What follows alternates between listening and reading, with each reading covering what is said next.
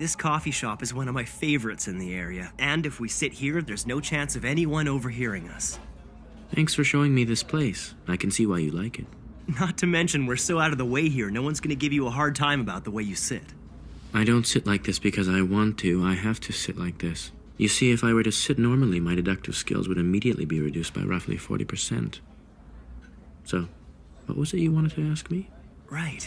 I'm sure that can wait until you're convinced that I'm not Kira. So please, let's talk about whatever you want to. You're under no obligation to do this, but would you mind submitting yourself to a test of your deductive reasoning skills? Sure, why not? Sounds like fun. All right, then. We can begin by taking a look at these. Photographs of 3 notes written by prison inmates while under Kira's control just prior to their deaths. None of this information has been made public. You can take as long as you want to look them over. Please let me know what you think. Very interesting.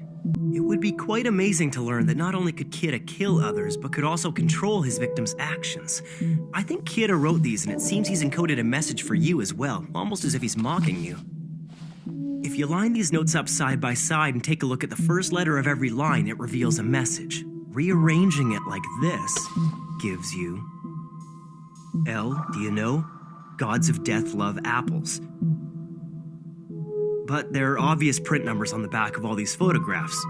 Arrange it in that order, we get L, do you know?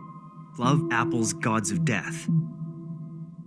That doesn't sound right. And based on that, it's hard to believe that Kiddo would have wanted you to read it this way. That's incorrect. Huh? The thing is, there were actually 4 photographs. When we add this one, it reads, L, do you know? Gods of death who love apples have red hands. But seeing as I only had 3 photographs to work with, my deduction was perfect. No, it wasn't. The truth is, there were 4 of them. If you'd figured that out, it would have been perfect. Even though you knew the message was incomplete, you decided that there were only 3 notes. You never even considered that there might be a 4th. What do you make of that? Well, you got me there. I didn't think of that. In any case, the likelihood this message will lead you to Kira is not very great. Besides, we all know gods of death don't exist. If you were me, faced with someone who might be Kira, how would you go about establishing this person's innocence or guilt? You'd need to be absolutely sure. I would probably try to get him to say something that was never made public in any way. Something that only Kira could know. Kinda like what you were doing just now.